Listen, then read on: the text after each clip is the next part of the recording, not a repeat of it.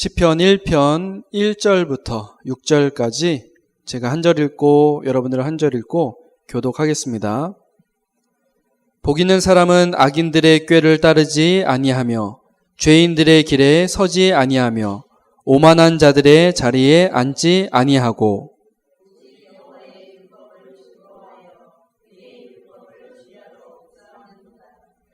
그는 시냇가에 심은 나무가 철을 따라 열매를 맺으며 그 잎사귀가 마르지 아니함 같으니 그가 하는 모든 일이 다 형통하리로다.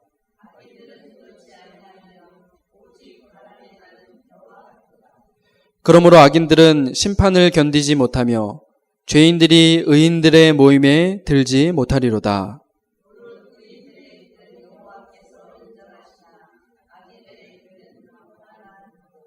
아멘. 우리 옆에 계신 분과 축복하며 인사 나누겠습니다. 당신은 복 있는 사람입니다. 예전에 단기 선교로 중국에 갔을 때 중국 여기저기에서 제일 많이 이렇게 보였던 한자가 있어요. 여러분도 예상이 되시죠? 바로 복자입니다. 복. 얼마나 이 복을 좋아하는지 집 현관문 앞마다 다 이 복자가 붙어 있더라고요. 똑바로도 붙여놓고 거꾸로 뒤집어서도 붙여놓고 중국만의 이야기겠습니까? 우리나라도 복을 굉장히 좋아하죠. 그래서 숟가락에도 복자가 있고 그 다음에 밥그릇에도 붙어 있고요. 예전에 우리 그 장롱이라고 하나요? 장롱에도 있고 이불에도 있고. 서양에서는 럭키라는 그런 단어 굉장히 좋아하죠. 사람이라면 누구나 복 받기를 좋아합니다. 하지만 성경에서 말하는 복은 세상에서 말하는 잘 먹고 잘 사는 그런 종류의 복이 아니라 하나님이 함께 하심을 누리는 행복을 말하는 것입니다. 그렇다면 이미 여러분들은 어떤 사람들이에요? 복받은 사람들이에요. 다시 한 번 더 인사 나누겠습니다. 당신은 행복한 사람입니다. 오늘 말씀 나누시다가 이 행복을 회복하고 누리는 시간 되시기를 주님의 이름으로 축복합니다. 오늘 본문 말씀인 이 시편은요, 어쩌면 우리 삶에 굉장히 가깝게 느낄 수 있는 시와 찬양들입니다. 왜냐하면 이 시편은요, 위기나 또 문제, 어려움, 갈등 앞에서도 하나님 은혜의 힘을 얻고 승리했던 그 비밀들을 노래한 그런 시들이거든요. 그 중에서도 오늘 본문인 이 시편 1편, 이 시편 1편은 전체 이 시편을 두고서 시작이자 결론이고 또 전체의 주제를 설명하는 그런 시입니다. 그래서 본문의 내용을 보면 분명하게 두 가지로 구분이 돼 있어요. 복 있는 사람과 어떤 사람이요? 악인. 그렇죠? 그렇지 않은 악인. 중간이 없이 선명하게 구분이 되죠. 성경 전체를 두고 봤을 때 성경의 메시지들을 이렇게 살펴보면 이러한 그 구분들이 있습니다. 천국과 지옥. 제가 적어드렸죠? 하나님의 나라, 이런 사단의 나라. 또 하나님의 자녀와 사단의 종. 구원받은 자와 구원받지 못한 자. 언약의 여정을 걸어가는 자와 멸망의 여정을 걸어가는 자. 중간길이 있습니까? 없습니까?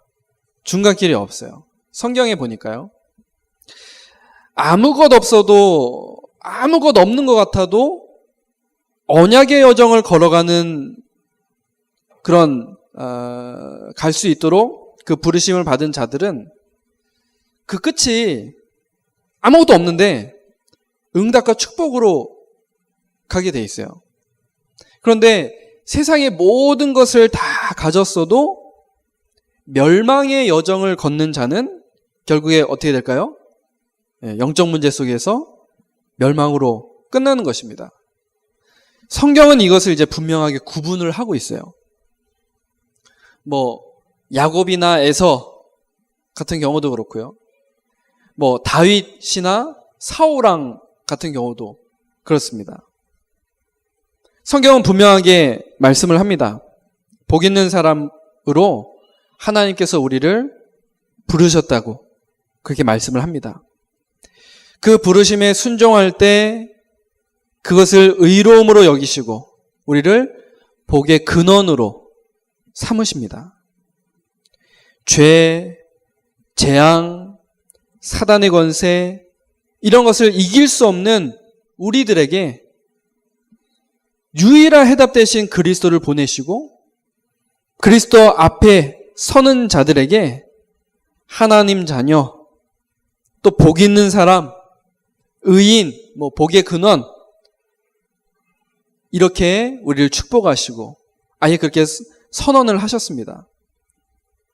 우리는 이 선언 앞에 당당히 서 있는 하나님의 자녀들인 것이죠. 여러분 모습이 어떤 모습이어도 괜찮습니다. 어차피 우리는 어떤 모습이에요? 죄인의 모습이에요.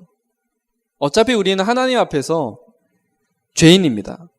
그러나 그 죄인이 그리스도 앞에 선다면 복 있는 사람이라고 오늘 그렇게 선포되는 것입니다.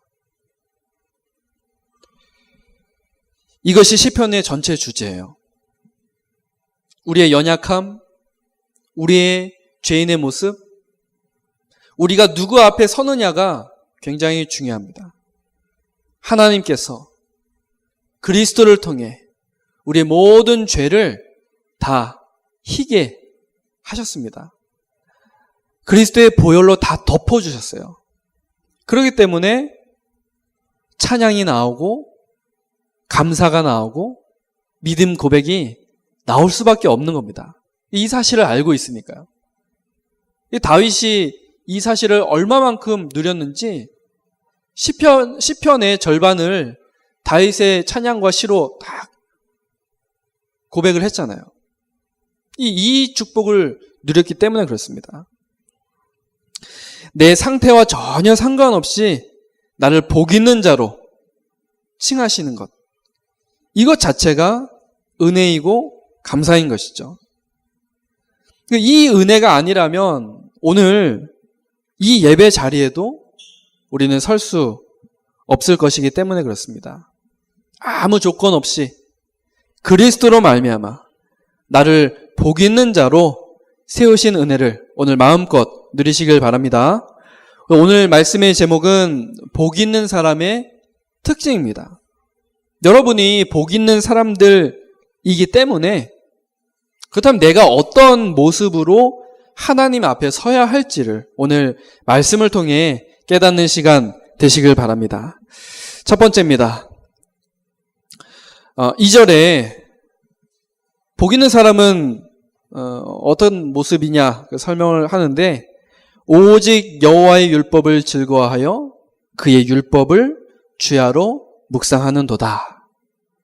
이것이 복 있는 사람의 특징이며 또 우리 삶의 근본이 되는 것이죠. 나는 왜 하나님의 복을 이미 받았는데 잘 안 되고 안 풀리고 어렵습니까? 딱 하나 놓쳐서 이미 와 있는 축복도 내 것으로 만들지 못하고 있는 것입니다. 여호와의 말씀을 즐거워하고 주야로 묵상하는 것. 이거 놓치고 있기 때문에 어려운 거죠. 여러분, 말씀 묵상을 누리시길 바랍니다. 말씀 묵상은 무엇일까요? 이 묵상이라는 단어가 어려운 듯 하지만 사실 이 묵상은 누구나 다 하고 있는 거예요. 지금도요. 단지 이제 문제를 묵상하고 염려를 묵상하는 것이죠. 다른 것, 틀린 것, 실패할 것, 이것을 묵상할 것이 아니라 무엇을 묵상하라고요? 하나님의 말씀을 묵상하라고 오늘 시편 기자는 우리에게 이야기합니다. 그래서 복 있는 사람은 염려가 아닌 말씀을 붙잡는 것이죠. 문제 앞에서 말씀에 머물러 있는 것입니다. 위기 앞에서 위기를 생각하다가 막 더 심각한 문제가 오는 것이 아니라 말씀에 머물러서 묵상하는 것. 이것이 복 있는 사람의 특징입니다. 복 있는 사람의 특징이 뭐라고요? 말씀 묵상하는 것. 오늘 이것이 우리가 받을 응답입니다. 왜 말씀을 묵상하면 될까요? 히브리서 4장 12절, 우리가 잘 아는 말씀이죠. 하나님의 말씀의 능력은 어마어마하기 때문에 그렇습니다. 여러분, 사람의 말에도 분명히 힘이 있어요. 그런데 사람의 말이 아니라 창조주 만왕의 왕 하나님의 말씀을 우리가 붙잡는다면 얼마나 큰 역사가 있겠습니까?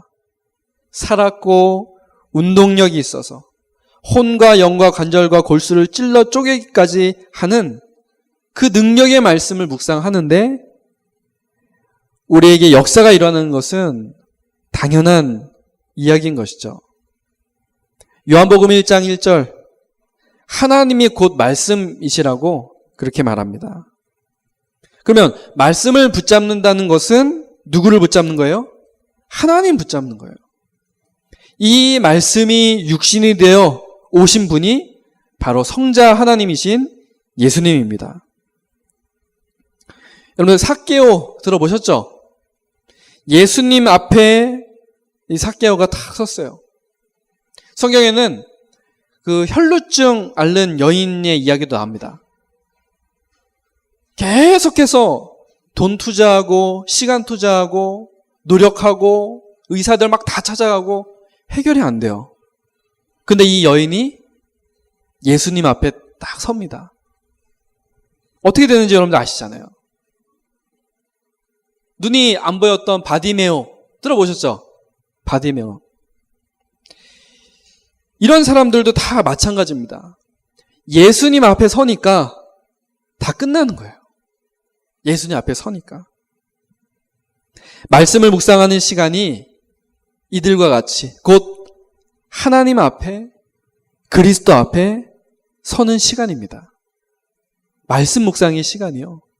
그리스도 앞에 서는 시간이에요. 얼마나 소중한지 여러분들 조금 이해가 되시죠? 이처럼 말씀 묵상이 엄청난 힘이 있는 것입니다. 에스겔서 37장에 보면 이 골짜기에 마른 뼈다귀들이 가득해요. 근데 하나님께서 이 에스겔 선지자에게 하나님의 말씀을 대언하라 그렇게 명령하십니다. 그 말씀을 대언하니까 어떻게 해요? 그 마른 뼈다귀에 하나님의 생기가 탁 부러져서 마른 뼈다귀가 어떻게 돼요? 하나님의 군대가 되는 거죠. 말씀의 능력이 그렇습니다. 에스겔서 47장에 보면 성전 문지방에서 물이 흘러나왔는데 그 물이 흘러나와서 발목에 차고 발에 허리에 차고 이 물이 흘러가서 강물이 되고 바다에까지 이르잖아요. 근데 중요한 것은 이 물이 도착하는 이 물이 이르는 곳마다 어떤 역사가 일어나요? 다 되살아나요. 말씀에 이런 능력이 있습니다. 복 있는 사람의 특징, 바로 말씀 묵상입니다. 말씀 묵상. 오늘 여러분들 말씀 들으시면서 우리 지난주에도 우리 말씀 받았잖아요. 다니엘처럼 뜻을 정하여 하나님 앞에 뜻을 정하는 그런 시간이 되시길 바랍니다. 두 번째입니다. 복 있는 사람의 특징이 이제 말씀 묵상이라고 그렇게 했습니다. 그렇다면 어떻게 말씀 묵상을 해야 할까요? 오늘 본문에서 그 답을 좀 찾아보겠습니다. 오늘 본문에서는 말씀을 묵상을 하는데 어떻게 묵상하라고 기록되어 있죠? 예, 주야로 묵상하는도다. 그렇게 기록이 되어 있어요. 주야로. 그래서 이 주야라는 것을 좀 생각을 해봤습니다. 첫 번째는 이제 시간적인 의미로 주야는 뭐 아시는 것처럼 낮과 밤이죠. 낮과 밤. 낮과 밤이기 때문에 뭐 하루 종일 또 조금 더 나아가면 매일 항상 평생. 어제 핵심 메시지 때도 이런 뭐 항상 평생 이런 말씀들이 좀 나오더라고요. 하나님과 친밀한 관계가 특별한 뭐 어떤 시기가 아니라 지금 하나님과의 나의 관계가요. 지금 오늘 또 나의 삶 속에서 누려지고 있는가? 이것까지 비슷한 질문인 거죠. 여러분 말씀 묵상 언제 하고 계십니까? 옛날에 했는데, 작년에 해봤는데, 지난주에 해봤는데, 오늘은 여러분 말씀을 어떻게 묵상하고 계십니까? 어떻게 묵상해서 힘이 되고 우리의 생명이 되겠습니까? 예전이 아닌 지금 하나님의 말씀을 묵상할 수 있으시기를 주님의 이름으로 축복합니다. 그래서 시편 기자는 이야기를 합니다. 말씀 묵상 언제 해야 되느냐? 오늘, 지금, 나의 삶 속에서. 두 번째로 시간적인 의미가 아니라 이번에는 이 주야를 좀 상황적인 의미로 바꿔서 좀 생각을 해보겠습니다. 상황. 주야라는 것을 상황. 뭐 우리가 문제 만났을 때, 또 어려움 당했을 때, 위기가 왔을 때에도 뭐 하라는 겁니까? 하나님 말씀 묵상하는 거예요.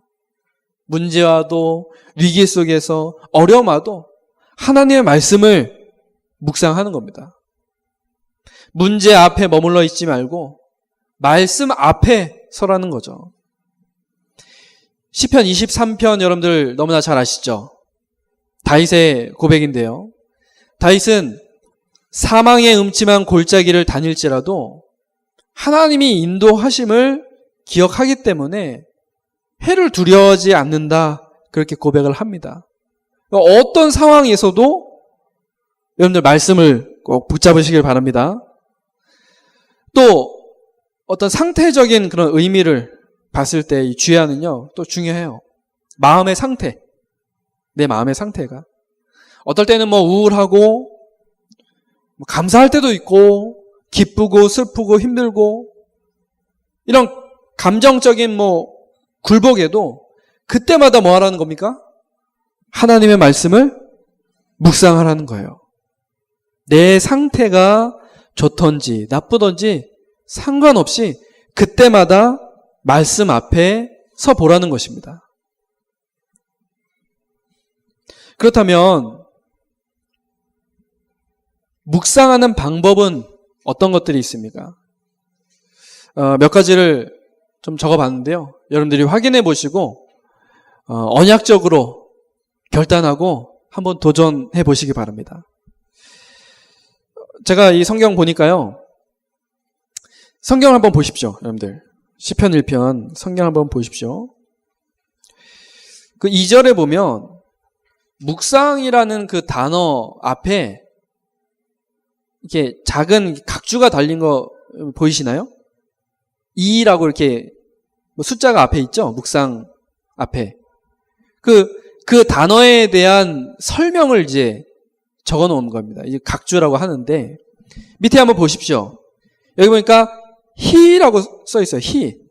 그럼 무슨 말이죠? 히라는 말 무슨 말일까요? 히브리서가 아니라 네, 히브리어의 뜻을 지금 말해 놓은 겁니다. 그러니까 히브리어로 이 묵상이란 단어의 뜻이 뭔지를 지금 거기다 적어 놓은 거예요. 거기 뭐라고 적혀 있죠? 작은 소리로 읊조리다 라고 그렇게 나와 있습니다. 작은 소리로 읊조리다. 무슨 말입니까? 이 작은 소리로요, 중얼거리면서 이제 읊조리는 거예요. 그냥 조용히 아무 소리 없이 있는 게 아니라요, 이렇게 작은 소리를 내서 중얼중얼 하듯이요, 그렇게 하라는 겁니다. 다른 이 잡생각에 방해받지 않고 소리를 내어서 읽으면서 암송을 하는 것입니다. 계속 소리를 내어서 반복하면서 읽는 것을 통해서 이렇게 외우기 쉽도록 이 시편은 구성된 경우가 많이 있습니다. 이것을 이제 반복해서 읽고 외움으로 전달하는 것이 이 히브리인들의 이 묵상의 방법이에요. 오랜 묵상 방법입니다. 어제 이제 목사님들 모여서 이제 전도 캠프 했는데요. 이제 맹달재 목사님하고 단계동의 그 세무서 그 근처를 이제 같이 캠프를 했어요. 단계성 이제 세무서 근처 캠프를 했는데, 이 웬걸요, 토요일은 세무서가 쉬니까 이 세무서 그 주변에 세무사들이 다 쉬더라고요. 그래갖고 이제 뭐 어쨌든 그 주변을 이제 가기로 했기 때문에 그 주변을 도는데, 저도 사실은 처음 알았어요. 거기 보니까 그 한국 SGI 원주 뭐 문화회관 뭐 이렇게 있더라고요. 단계동에 그 보니까 세무서 근처예요. SGI 뭔지 아시죠? 네? SGI요. 남묘 호랑개교. 그거 SGI거든요. 네. 저는 그게 왜 그 단계동에 보면, 그쪽에 보면은 이제 아주 멀끔하게 이제 건물이 하나 이렇게 있거든요. 사실 몰랐어요. 한국 SGI 그러면 누가 합니까? 그게 SGI가 이 관심 없는 사람들은 저게 뭐지? 원주 뭐 문화회관 이렇게 돼 있으니까. 근데 SGI 그거잖아요. 남묘 호랑개교. 그 사람들 어떻게 응답받는지 아시죠? 어떻게 기도하는지 아시죠? 계속 주문 외우잖아요. 남묘 호랑개교, 남묘 호랑개교. 계속 주문 외웁니다. 근데 어떤 일이 일어나요? 막 귀신 역사하니까 막 병 고쳐지고 막 문제에 막 응답받고, 이러니까 사람들이 막 빠져나오질 못하는 거예요. 그 사람들 계속 그 주문 외우는데 결국엔 그 주문이 무슨 주문이겠습니까? 악령이 역사하는 그 주문 아니겠습니까? 근데 막 문제가 당장에 눈앞에 문제가 해결되고 역사가 일어나니까 그 막 사람들이 막 빠져드는 거예요. 여러분, 이단 사이비들도요, 이 악령의 주문 같은 거, 그거 막 외우는데요, 역사가 일어나거든요. 물론 그 역사는 하나님이 아닌 다른 어떤 존재의 그런 역사겠죠. 우리는 하나님의 자녀입니다. 따라하는 얘기, 그런 얘기가 아니에요. 이단 사입이 따라하라는 그런 말이 아닙니다. 하나님께서요, 우리에게 말씀을 통해서 하나님의 말씀을 묵상할 것을 우리에게 말씀을 하셨습니다. 저들도 그렇게 해서 나름대로 자기네들도 응답을 받는데요. 근데 우리는 어떻습니까? 도저히 안 하잖아요. 말씀 묵상이라는 것 자체를 도저히 하지 않습니다. 그렇기 때문에 요즘 이 묵상에 대한 그 말씀들이 계속 나오는 것 같아요. 여러분들, 이번 한 주간 오늘 본문의 말씀인 이 시편 1편 반복해서 읽어보시고 한번 암송해 보시기 바랍니다. 또 이 복음과 관련된 성구도 있죠. 그런 것들 암송하고 묵상하는 것도 굉장히 좋은 방법입니다. 그렇게 하는 이유가 있습니다. 또 두 번째는요, 이 묵상이라는 것은 머물러 있는 거예요. 머물러 있는 것. 말씀이 내 안에 머무르기도 하고요, 내가 말씀 앞에 머물러 있기도 하는 것입니다. 묵상이라는 것 자체가요. 머물러 있는 거예요. 우리가 막 바쁘게 지나다니다가도요, 하나님 앞에서 멈추는 시간이 필요합니다. 멈추는 시간. 근데 어디 앞에 멈춰야 돼요? 하나님 말씀 앞에. 딱 멈춰서서 하나님 말씀 앞에 서는 거. 그것이 바로 묵상입니다. 우리가 말씀에 머무르기보다는 그냥 지나가 버리는 경우가 많잖아요. 그러나 이 말씀이 우리 마음에 머무른다면 큰 응답이 우리에게 회복될 것입니다. 또 묵상은요, 음미하는 것입니다. 음미. 막 순식간에 막 먹어서 없애는 것이 아니라 음미라는 게 뭐죠? 천천히 맛을 느끼는 것. 그게 음미지 않습니까? 빨리빨리 하는 것을 뭐 좋아하지만 우리 한국 사람들 특히 그렇잖아요. 빠르게만 가다 보면 뭐가 없어요? 깊이가 없어요. 깊이. 빨리 가다 보면요. 말씀을 묵상하는 것은 조금 이제 느려 보이지만 영적인 깊은 것을 찾게 해줍니다. 그래서 사모늘 같은 경우도 그래요. 뭐 빨리 하는 것이 중요한 것이 아니라 어떻게 하는 것이 중요할까요? 깊이 하는 게 중요해요. 깊이.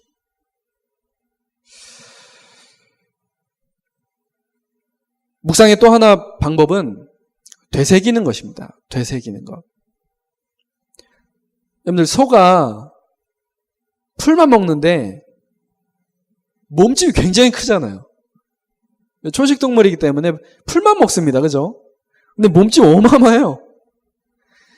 그렇게 몸집이 클 수 있는 그 비결이 뭐냐고 묻는다면 이 되새김질이다. 그것 때문이다. 그렇게 말할 수 있겠죠. 근데 소는 위가 몇 개예요? 4개죠, 4개. 모든 영양소를 다 소화시키는 것이죠. 그냥 지나가는 영양소가 하나도 없도록 계속 씹고 소화시켜갖고 전부 누구 걸로 만드는 거예요? 자기 걸로 만드는 거예요. 묵상이 바로 그런 겁니다. 하나님의 말씀을 계속 묵상하면서 전부 누구 것으로요? 내 것으로 만드는 거. 반복하는 과정을 통해서 내 안에 어떻게 해요? 각인시키는 것. 그게 묵상입니다. 내 안에 각인시키는 또 하나의 방법은 나에게 이제 고백하고 선포하는 거예요. 나에게. 굉장히 힘이 있습니다. 그래서 여러분들 뭐 구원의 길 하실 때 어떻게 하세요? 나에게 고백하고 이제 선포하면서 구원의 길을 이제 해보는 거잖아요. 굉장히 힘이 있습니다. 나에게 선포를 해버리는 거예요. 그러면서 이제 그 복음이 각인이 되는 것이죠. 내 현장에서 주변에 내가 받은 은혜와 말씀을 고백하고 선포하면서 전달하는 이 말씀 운동 시작될 때 많은 그런 영적인 비밀들이 회복되듯이요. 내가 나에게 하나님 말씀을 고백하고 선포할 때 굉장한 힘이 됩니다. 여러분은 복 있는 사람이기 때문에 말씀 묵상을 실천하면서 이러한 응답을 누리시길 바랍니다. 말씀을 맺겠습니다. 이 말씀 묵상의 시간이 지속되는 사람은 반드시 바뀌기 시작합니다. 어떻게 바뀝니까? 오늘 시편의 1편의 말씀처럼 시냇가에 심겨진 나무와 같이 바뀌게 됩니다. 원래 우리 모습은 어떤 모습이에요? 바람에 나는 겨와 같습니다. 아무리 계획하고 준비해도 바람 한번 불면 훅 날아가 버리는 것 같은 이런 인생이었지만 우리를 시냇가에 심겨진 나무와 같이 바꾸심으로 문제에도 환경에도 뭐 풍부와 비천에도 흔들림이 없이 열매를 맺을 수 있는 사람이 되도록 하셨습니다. 이번 한 주간 말씀 묵상을 통해서 우리가 이 비밀을 체험해야 되겠습니다. 우리는 어떤 사람이라고요? 복 있는 사람이에요. 하나님께서 우리를 복의 근원으로 부르셨습니다. 이제는 하나님의 말씀, 복음의 말씀을 주야로 묵상함으로 말씀 성취의 주역이 되고 말씀으로 응답받고 힘을 얻는 전도자가 되어야겠습니다. 저는 이제 3오늘의 시간을 통해서 한번 실천하고 도전해 보려고 합니다. 그래서 묵상하는 방법 여러분들 말씀드렸죠? 그래서 소리내어서 읽고 암송하고 머물러 있고 천천히 깊이 되새기고 나의 말씀으로 각인시키고 이걸 한번 이제 3오늘 그 시간을 통해서 한번 실천하고 도전해 보려고 합니다. 이런 말씀대로 함께 응답받는 전도자 렘넌트 되시기를 주님의 이름으로 축복합니다. 우리 말씀 붙잡고 우리 합심으로 기도하도록 하겠습니다. 하나님 아버지 감사합니다. 하나님 오늘도 말씀을 통해서 우리를 복 있는 사람으로 축복하심을 감사를 드립니다. 우리는 아무런 공로 없는데 하나님께서 우리를 사랑하셔서 예수 그리스도를 통해 우리가 복 있는 사람이 되도록 하나님 축복하심을 감사를 드립니다.